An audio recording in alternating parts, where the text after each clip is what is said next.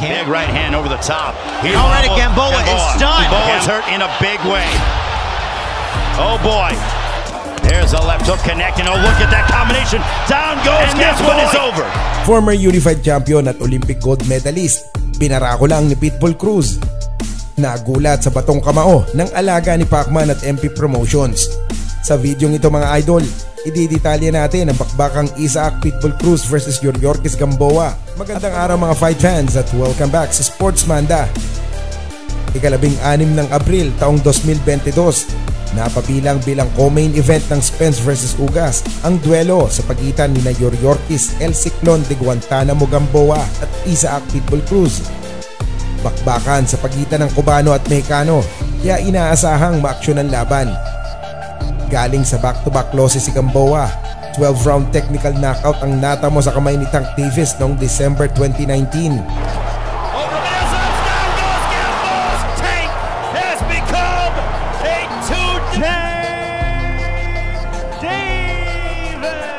Unanimous decision loss naman ang nalasap ni Gamboa sa current undisputed lightweight champ Devin Haney noong November 2020. Talo man sa huling laban si Isaac Cruz kontra kay Tank Davis, umani naman ang papuri sa boxing community ang naging performance ni Pitbull kontra kay Gervonta, kaya hindi nakakapagtakang mailagay na liyamado sa pustahan ang aktibong si Pitbull Cruz.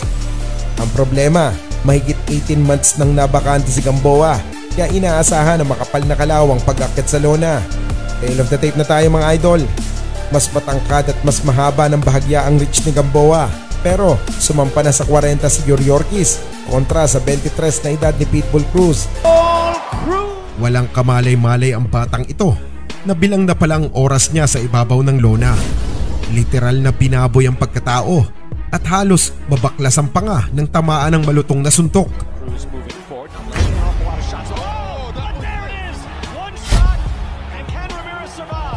Ang salarin ay ang mabangis na alagang pitbull ng MP Promotions.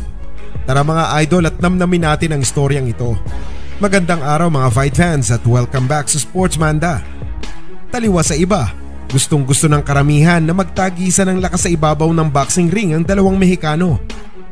Patigasan ng mukha at kamao, patapangan at palakihan ng puso.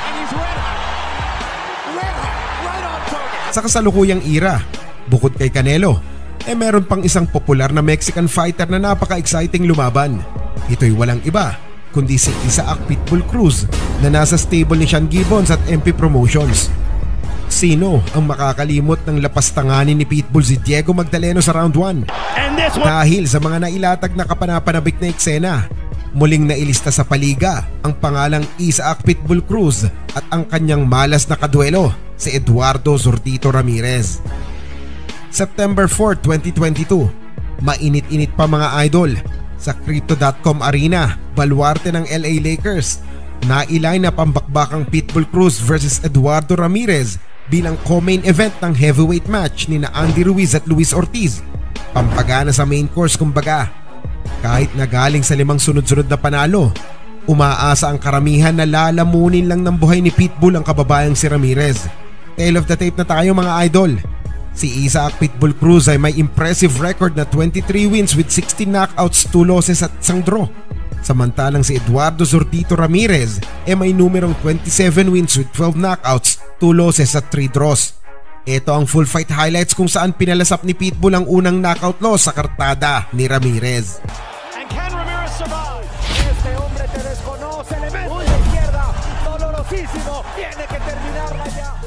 Isa si Isaac Pitbull Cruz sa mga pinakamaiinit na boksingero ngayon sa lightweight division. Kaya't eto muna ang mga knockout highlights ng isa sa mga prize fighter ng MP Promotions na si Isaac Pitbull Cruz. Pitbull Cruz.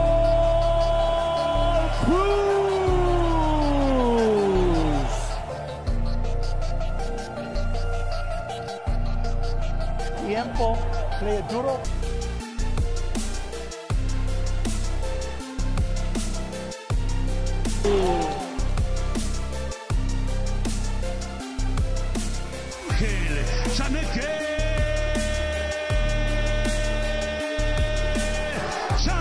Isaac Cruz Jr.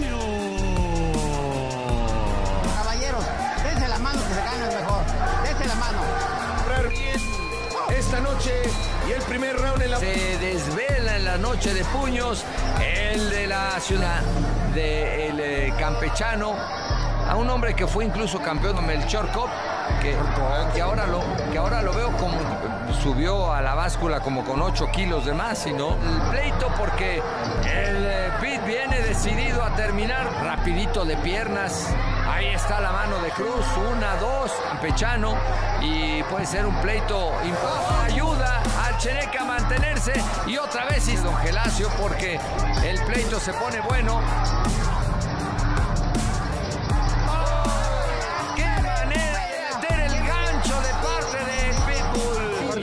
Insiste en levantar la cabeza y el médico le dice agua. Isaac Cruz Jr.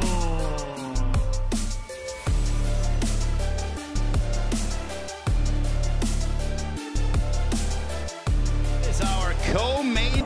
But if it wasn't for the referee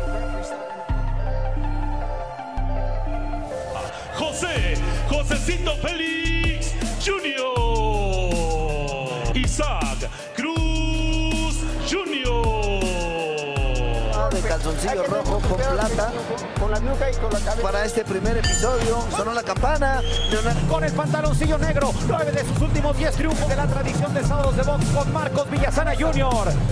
De combate con todo. Se va la Atención, porque ya Josecito ha visto plantarse bien porque rápidamente segunda otra 2 veces. 33 victorias, 3 derrotas, pero no. Es un pino. Y ahora la zurda que lo hace retroceder, pero vean la valentía. Y con antes que venga, pero que venga el Edecán. alguna. Vámonos, segundo round. Eduardo Camarena Reyes. Aquí es ahora sí tira golpes. Lo vuelven a conectar. Noqueador nato, un hombre que siempre va hacia el frente. Un clásico Para la vía del knockout, muy bravo Isaac, tirando golpes volados, se ve pasivo que lo puedan conectar cuando entra, pero él trata de, lo abre la guardia Isaac Cruz porque tira golpes volados, pues tratar de recibirlo, pero ya y resistencia a Félix el de rojo y otra vez el gancho abajo. en el que se mueve como pez en el agua. Isaac Cruz nato. Efectivamente, y vean nada más cómo castiga, hacia aprovechando. ¡Que vámonos a la lona con Entrando. Ojalá no se la repita porque se está este hombre te desconoce, le mete en la izquierda, dolorosísimo, tiene que terminar. Isaac Cruz Jr.